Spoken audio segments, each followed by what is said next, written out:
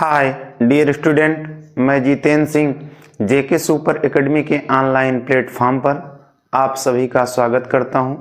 आशा करता हूं कि आप सभी लोग अच्छे होंगे, स्वस्थ होंगे और मस्त होंगे। आज की क्लास में हम आपको बताएंगे उच्चारण स्थान, वर्णमाला का उच्चारण स्थान के बारे में। इसके पहले मैंने अपने चैनल पर एक वीडियो दिया है और उसमें कुछ उच्चारण स्थान है और उसके अलावा जो भी उच्चारण स्थान छूटे हुए हैं मैं इस वीडियो के माध्यम से आपके सामने पेश करता हूं। तो आइए आज की वीडियो में हम आपको बताएंगे अल्प प्राण, महाप्राण, अघोष, घोष एवं सघोष के बारे में। तो आइए देर न करते हुए हम बताते हैं आपको अल्प प्राण के बारे में कि अल्प प्राण होता क्या है। देखिए, अल्प प्राण को हम परिभाषा के माध्यम से समझेंगे कि अल्प प्राण कहते किसे हैं। हमारी परीक्षाओं में लगातार पूछा जाता है। जिस भी परीक्षा में हिंदी का चैप्टर होता है, हिंदी का सब्जेक्ट होता है, हिंदी का अध्याय होता है, उनमें जो है ये उच्चारण स्थान का क्वेश्चन जरूर पूछा जाता है। तो आइए हम आपको बताते हैं अल्प प्राण के बारे में। देखिए, जिस वर्ण को बोलते समय मुंह से कम वायु बाहर निकले उसे अल्प प्राण कहते हैं। हिंदी वर्णमाला का कोई वर्ण हो, यदि उसको बोलते समय हमारे मुख से कम वायु यानी जल्दी उच्चारण हो जा रहा है तो उसे हम अल्प प्राण कहते हैं। अब बताइए कि अल्प प्राण के अंतर्गत कौन कौन वर्ण आते हैं। हम आपको बताते हैं कि अल्प प्राण के अंतर्गत कौन कौन से वर्ण आते हैं। देखिए, प्रत्येक वर्ग का पहला, तीसरा, पांचवा वर्ण एवं या, रा, ला, वा, जिसे हम अंतस्थ भी कहते हैं, जिसे हम क्या कहते हैं, अंतस्थ व्यंजन भी कहते हैं। और उसके बाद ये सभी जो स्वर होते हैं, सभी स्वर ये किसके अंतर्गत आते हैं, ये अल्प प्राण के अंतर्गत आते हैं। यहां तक बात सबके समझ में आ गई होगी। अब हम इनके माध्यम से देखेंगे कि अल्प प्राण होते कौन कौन। हमने कहा ना कि पहला, तीसरा, पांचवा वर्ण एवं या, रा, ला, वा अर्थात अंतस्थ जो व्यंजन हैं एवं सभी स्वर क्या होते हैं, अल्प प्राण होते हैं। अब पहला, तीसरा, पांचवा इनके माध्यम से समझेंगे। देखिए, ये जो है आपका पहला, तीसरा, पांचवा,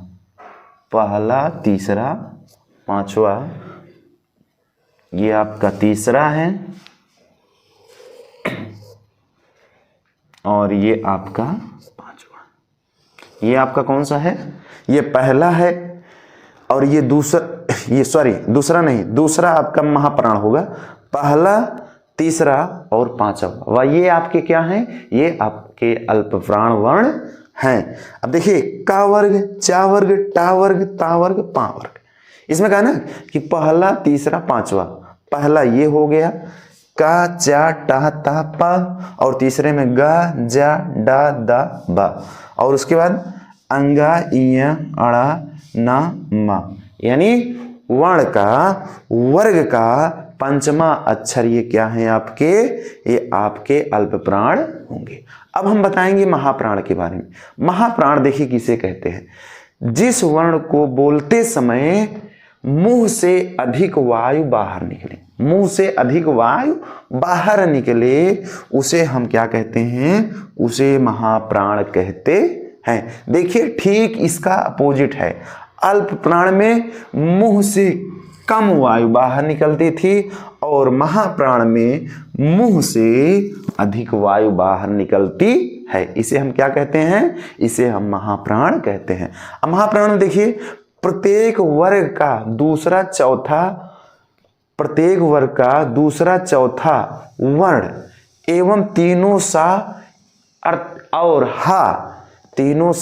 हा जिसे हम ऊस में व्यंजन भी कहते हैं, ये किसके अंतर्गत आते हैं, ये महाप्राण के अंतर्गत आते हैं। देखिए, दूसरा और चौथा, ये दूसरा आपका है, ये आपका दूसरा है और ये आपका चौथा है,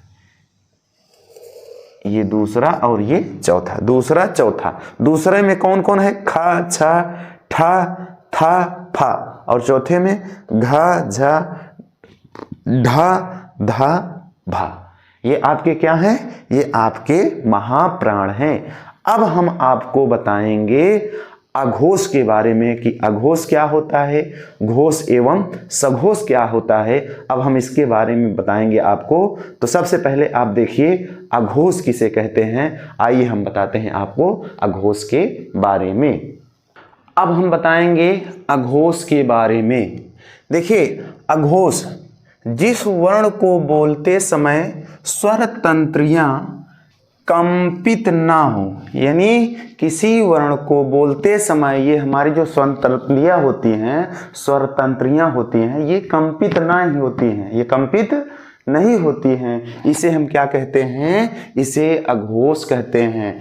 अघोष में देखिए प्रत्येक वर्ग का पहला दूसरा वर्ण एवं तीनों सा, तीनों सा ये क्या होते हैं? ये आपके अघोष होते हैं।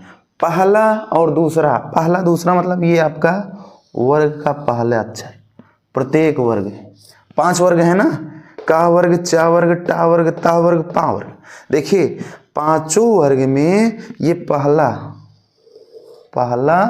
और ये आपका दूसरा अघोष, पहला और दूसरा एवं तीनों सा, ये तीनों सा है ना, तीनों सा ये आपके क्या होते हैं? ये अघोष होते हैं। अब हम बताएंगे घोष एवं सघोष। चाहे घोष कहिए या सघोष कहिए, बात एक ही है। अब कह रहा है कि जिस वर्ण को बोलते समय स्वर तंत्रियां झंकृत हों, ठीक इसके अपोजिट है इसमें स्वर तंत्रियां कंपित नहीं होती थी, अर्थात झंकृत नहीं होती थी, और इसमें स्वर तंत्रियां झंकृत हो रही हैं, कंपित हो रही हैं, उसे हम क्या कहते हैं? घोष या सघोष कहते हैं। प्रत्येक वर्ग का 3, 4, 5, तीसरा, चौथा और पांचवा, तीसरा, चौथा और पांचवा कह लीजिए ऐसे, तीसरा और ये आपका है चौथा और ये आपका है पांचवा। ये आपके क्या होंगे? ये आपके घोष या सघोष होंगे।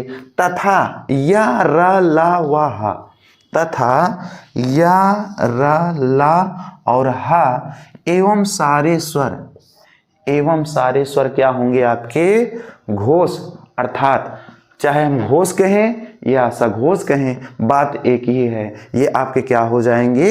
ये आपके 3, 4, 5 ये आपके स्वर घोष या सघोष हो जाएंगे। तो यदि आज की वीडियो अच्छी लगी तो प्यारा सा लाइक, कमेंट, सब्सक्राइब करना ना भूलें। यदि हमारे चैनल को सब्सक्राइब करेंगे तो बेहतर सा बेहतर वीडियो का नोटिफिकेशन सबसे पहले आपके पास पहुंचेगा।